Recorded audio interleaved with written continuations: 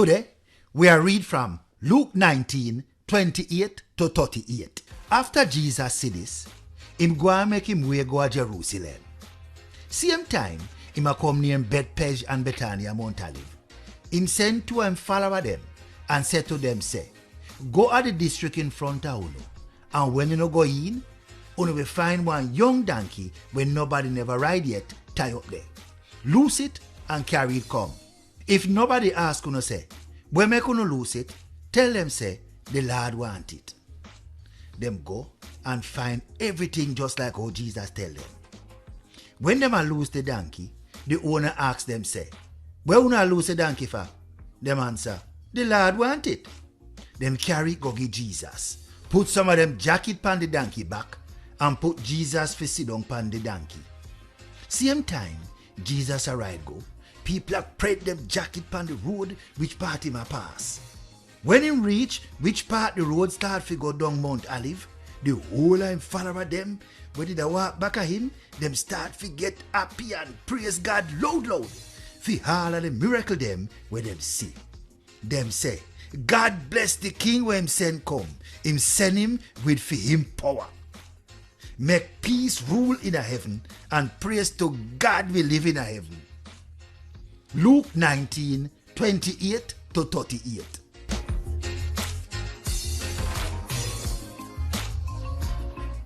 You've just heard one of the daily readings from the Patra Bible called the Jamaica New Testament. This is a campaign promoting the Jamaican language, an initiative of the Ministry of Culture, Gender, Entertainment and Sport in recognition of the Lenten season. Hello there, I'm Adrian Atkinson and you're tuned in to Jamaica Magazine. Something special awaits you each day. All you need is to recognize it and make the most of it. Have a positive attitude throughout the day, and then that day will be the best day of your life. Welcome, and thank you for joining us.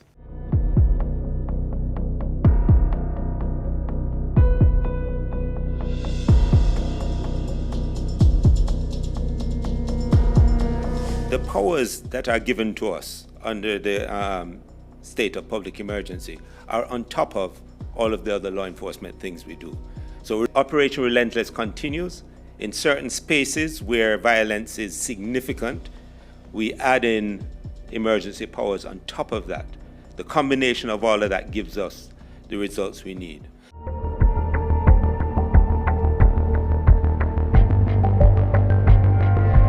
The state of emergency allows us to impact the people who intelligence says are doing violence.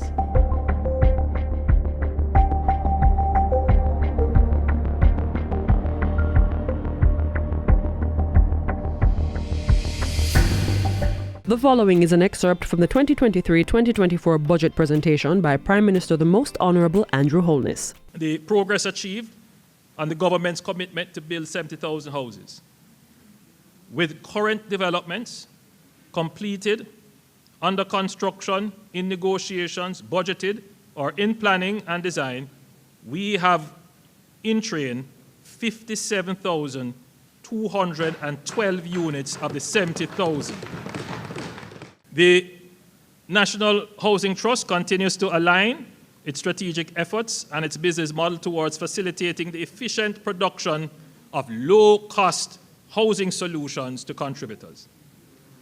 The Trust has progressively increased its annual expenditure and investment in housing, that is mortgage financing and housing construction financing. The NHD's housing expenditure increased from $21.59 billion in 2013-2014 to $46.51 billion in 2021-2022, and will further increase that to a projected $48.17 billion by the end of 2022-2023 financial year.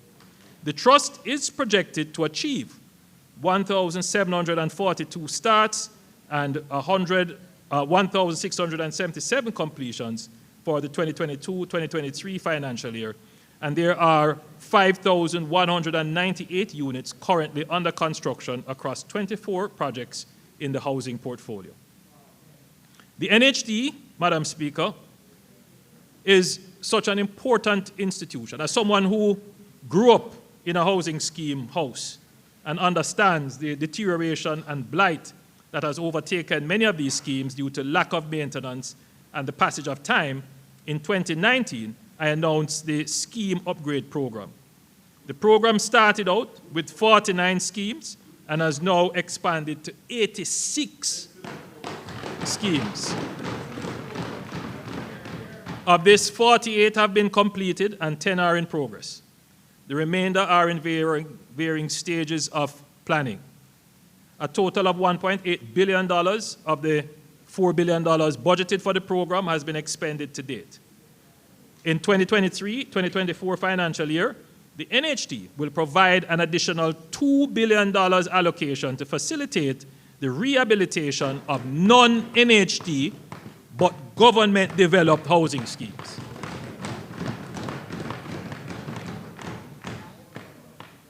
So let me draw attention to a few of these schemes which have been developed years ago under the Ministry of Housing and the Sugar Workers Housing Project. So Annette Crescent Apartment Complex in Kingston, that we're going to do parking area, connection to sewage system. Madam Speaker, there is the Shoeberry Phase 1 in Westmoreland. We're going to do some road rehabilitations there. There is a Hayes Newtown housing scheme in Clarendon. There is a Lionel Town development. We have Stockholm in St. Mary, Hague scheme, and the Duane Park condominium. Madam Speaker, there are also some other schemes which I will have some attention paid to. The National Housing Trust has referenced developments in the housing market to inform adjustments to loan limits and interest rate structures. This is done periodically to improve affordability for all contributors. In 2019, the NHT loan ceiling was increased from 5.5 million to 6.5 million, an 18.2% increase. Interest rates for all mortgages were reduced and the income bands were realigned. In keeping with the policy position that subsidies should be applied where they are most needed, that means they are income contingent, a new interest rate band will be introduced effective the 1st of July 2023 for persons earning over $100,000 per week at a 5% interest rate. So, Madam Speaker, we continue with persons earning minimum wage to $30,000 per week at 0%. For persons earning between $30,000 and $42,000 per week, 2%. And for persons earning above $42,000 per week to $100,000 per week, they will get 4%. Persons over $100,000 per week will now pay 5%. Madam Speaker, you will see why it is necessary to do this in a couple seconds. The distribution of the NHT contributors by income band shows that 66% of the NHT contributors eligible for mortgage financing are in the category of the 0% interest rate. So 66% of contributors are paying 0% interest rate. Madam Speaker, less than 8% of contributors will fall in the new income band. So the higher interest rate will affect a small number of persons. Madam Speaker, the Trust is mindful that housing construction costs, influenced in part by global supply chain issues and energy prices, have increased significantly over the past 5 years. Therefore, a review of the NHT's loan limit has been undertaken with the intent of improving the affordability to contributors. As a result, the loan limits will be increased to bring the maximum benefit in closer alignment with prevailing market conditions. Madam Speaker, effective July 1, 2023, the general loan limit for a single applicant will be increased to $7.5 million.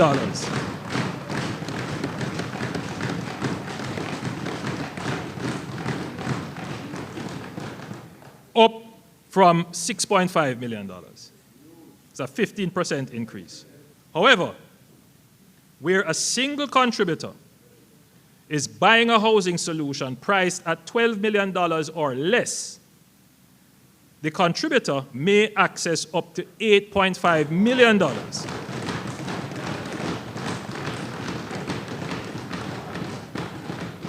Towards financing that unit. So, Madam Speaker, what this does is to target the incentive to more affordable priced housing solution.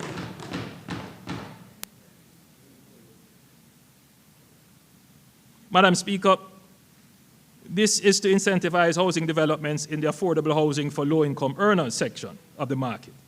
This will also create more effective demand for housing solutions at the targeted price point. The NHD will continue to provide 100% financing for NHD scheme units, that is, houses built by the trust, and that, of course, is subject to the availability of funding for the purpose. 2 persons applying jointly will be able to access funding of up to $15 million, and that is up from $13 million. Madam Speaker, in 2022, the NHD reintroduced its policy to allow up to 3 contributors to co-apply for a single NHD housing scheme unit, but that unit would have to be 2 bedrooms or larger to better improve affordability. A key provision of this policy is that proof must be established that the applicants are bona fide family members and have demonstrable kinship ties, for example, your wives or husbands, children, and siblings. In light of the proposed revised loan limits, the 3 co-applicants will be able to access funding of up to $21 million, up from $19 million. Madam Speaker, the limits will also be increased for home improvement loans, house lot loans, 10-plus loans for public sector workers, and 15-plus loans from $2.5 million to $3.5 million. Minimum wage earners contributing to the NHD for a minimum of 7 years will be eligible for an increased home grant of $3.5 million, up from $2.5 million.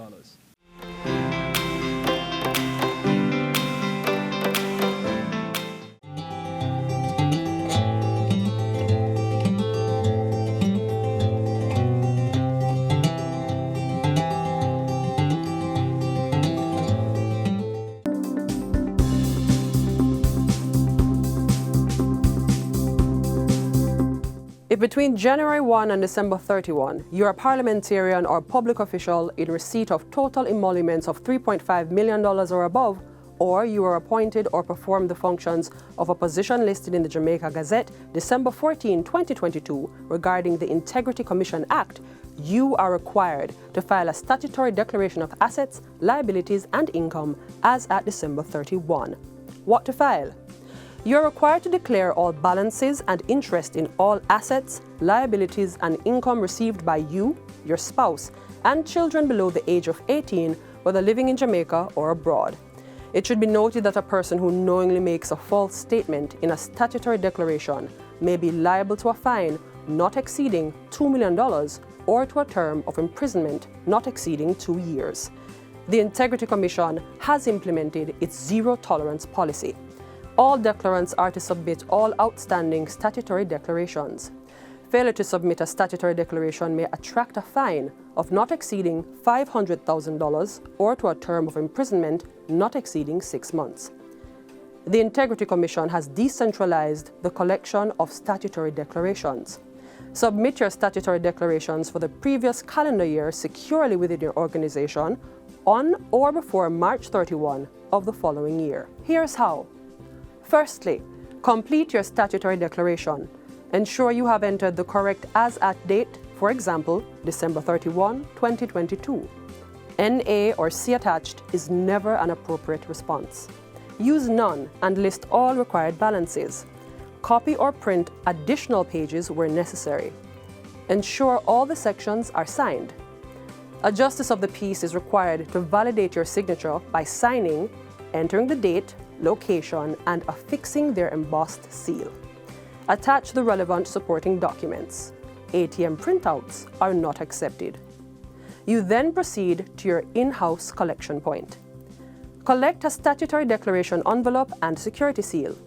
Place the required information on the statutory declaration envelope, seal the envelope, and affix the security seal. Deposit the secure envelope in the Integrity Commission branded collection container or with your designated officer on or before March 31. Finally, enter your name and date of submission on the Integrity Commission log sheet. The designated officer should deposit the white copy of the log sheet in the collection container on April 1, retain the yellow copy for the files, and facilitate the submission of the collection container to the Integrity Commission. The Integrity Commission will register your statutory declaration and send you a receipt by email on or before May 13.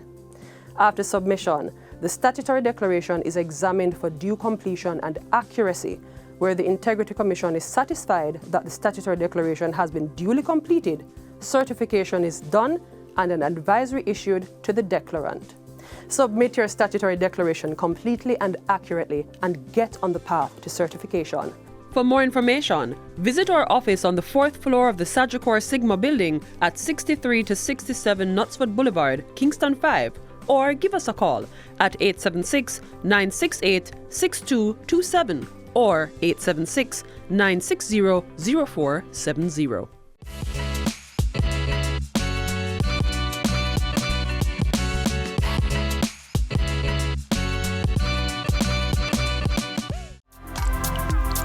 Brethren, the road signs make the traffic environment safe.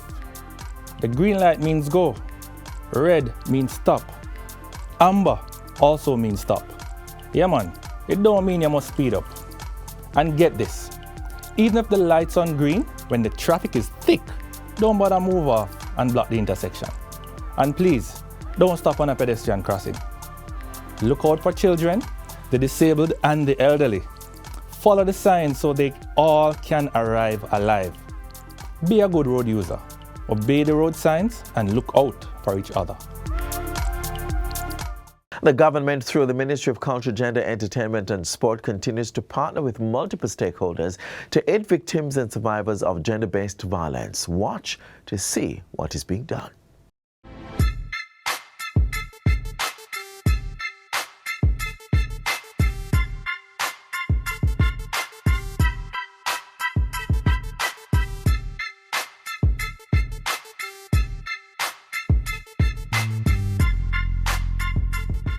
The findings from the Gender Assessment Report are commensurate with the community outreach focus of the Bureau of Gender Affairs and the lived experiences of numerous families.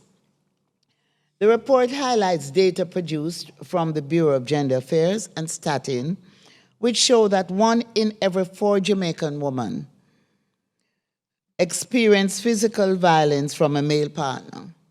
It also shows that young women, 15 to 24 years, are vulnerable to sexual violence, and this is among girls/women with little to no education and who live with their partners from an early age. It also identified that victims/survivors of GBV and their children tend to experience worse educational and health outcomes in their lifetime. A very practical response to the gender-based violence prevalence data is the development of the draft National Shelter Strategy.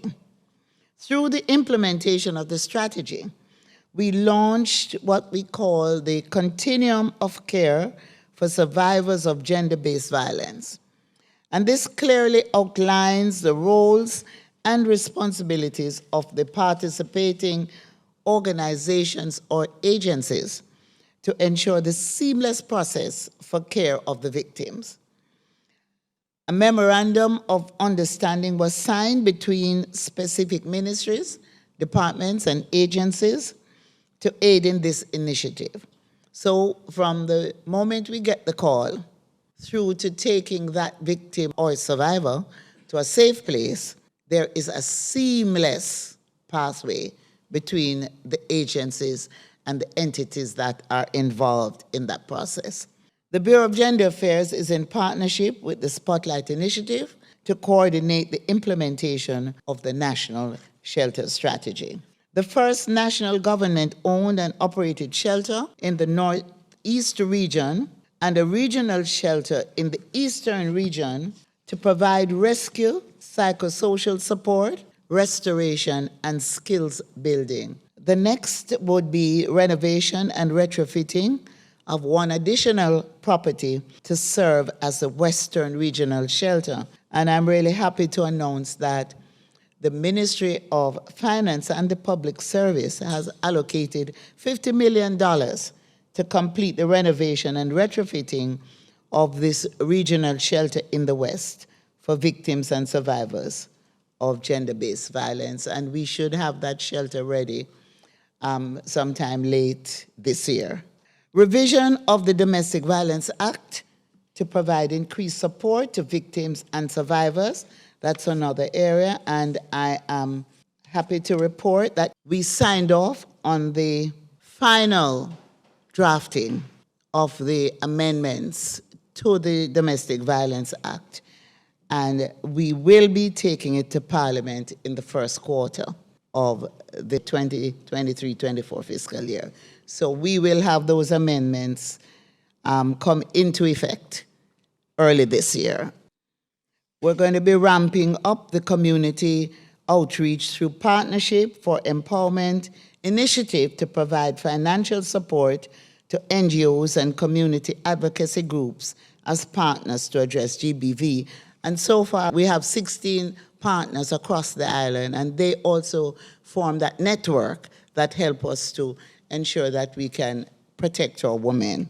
Development of knowledge products on gender-based violence is another area. So we have prepared information in Braille for the blind and voice training for empowerment and self-efficacy skills. We'll also establish gender-based violence helplines. The helpline unit is actually up and running, and the training of social workers and counselors.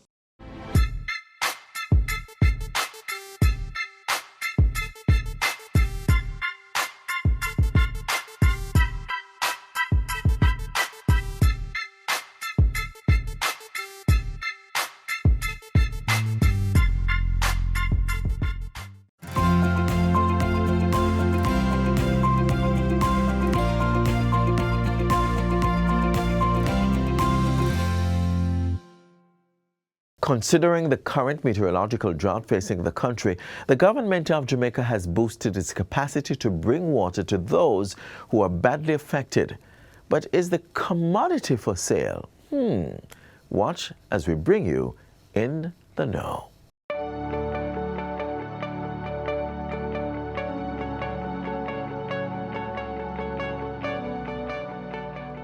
want to make it clear that the funds provided by the government for the trucking of water, the water that the government is providing must be provided to the consumers free of cost. There is no charge associated with the trucking of water. And the water that is being provided is for domestic use only. The question was asked about car washing facilities.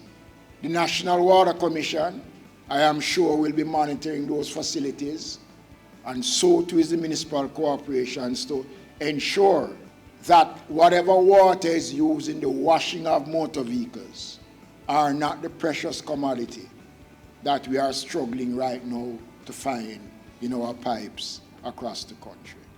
So I want to make it clear that the funding that has been provided by government is to give free water to the various communities across Jamaica where trucking is taking place.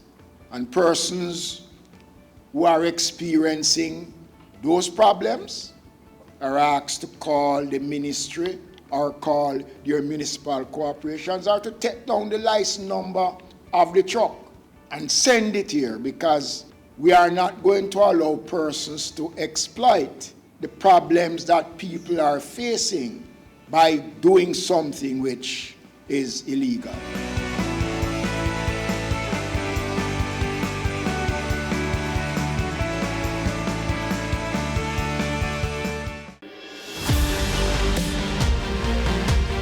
Yes, walk right over there and drop it in the bin.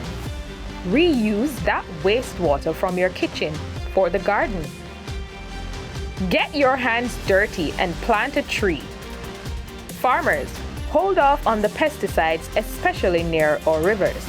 Do your part to protect our watersheds so we can preserve the source of our drinking water. Every act to protect our watersheds counts. Start now.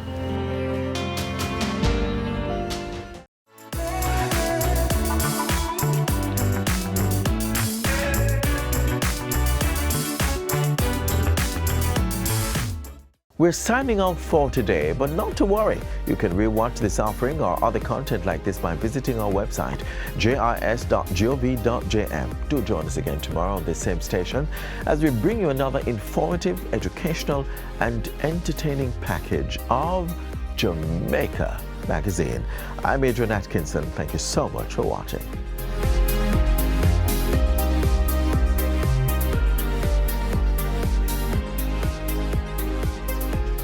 This has been a production of the Jamaica Information Service, the voice of Jamaica.